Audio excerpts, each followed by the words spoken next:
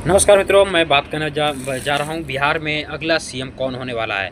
तो देखिए, बिहार फिलहाल में राजनीति से दूर, बहुत ज़्यादा दूर थे इनके पुत्र जो हैं नीतीश कुमार के, जिनका नाम है निशांत कुमार या करके ऐसे कुछ हैं।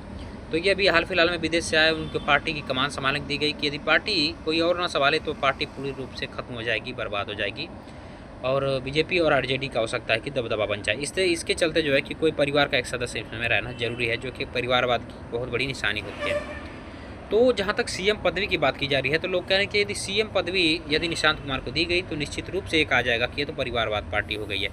और ऐसी बात नहीं है कि कुर्मी समाज से इनकी पार्टी में अच्छे अच्छे नेता ना हो, हैं, लेकिन उनको नहीं सीएम बनाया जाएगा, क्योंकि उनकी पढ़ाई लिखाई और उनकी जो सामाजिक प्रक्रियाएँ हैं, जो समाज में उन्होंने काम किया है, जो अपनी राजनीति के दौर में उन्होंने काम किया है, वो शायद अच्छे न रहे हों।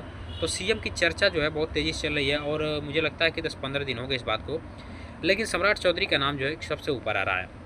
अब देखना ये है कि क्या सम्राट चौधरी वहाँ सीएम बनते हैं या नहीं बनते हैं, क्योंकि 2018 से पहले जो है कि आरजेडी के नेता रहे और 2018 के बाद जो है कि उन्होंने बीजेपी ज्वाइन की थी और अमित शाह ने कहा था हम इनको बहुत बड़ा नेता बनाएंगे और हाल फिलहाल में जो है कि उन्हें पार्टी की कमान संभालने के लिए उन्हें डिप्टी सीएम का जो है कि पदवी सब दे दी गई थी। लेकिन अब सवाल ये उठता है कि बीजेपी में शामिल होने के बाद क्या गारंटी है कि कल को सम्राट चौधरी नहीं पलटेंगे। लोगों के मन में ये सवाल है, खुद बीजेपी के नेता या खुद जेडीयू के नेता इस बात से नाराज़ हैं कि कोई हमारी पार्टी से जो है कि सीएम होना चाहिए, ना कि बीजेपी की पार्टी से। ये बात सत्य है, क्योंकि बिहार की लोकल पार्टी है, अपनी पार्टी है, तो अपनी पार्टी का जो है सीएम होना बहुत ज़्यादा ज़रूरी है।